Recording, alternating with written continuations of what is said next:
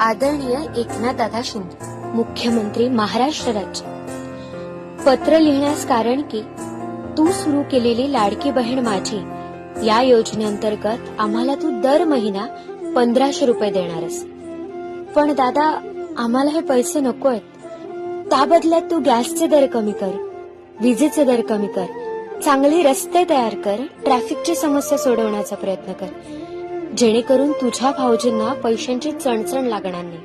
त्यांच्या कमी पगारात, कमी कमाईत पण तुझी बहीण सुखी राहील.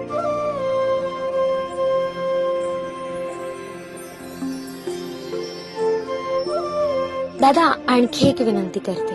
तुझ्या लाडका भाच्यांची शाळेची फी पण कमी करता येते का बघ, जेणेकरून त्यांचे चांगले शिक्षण सुद्धा होईल.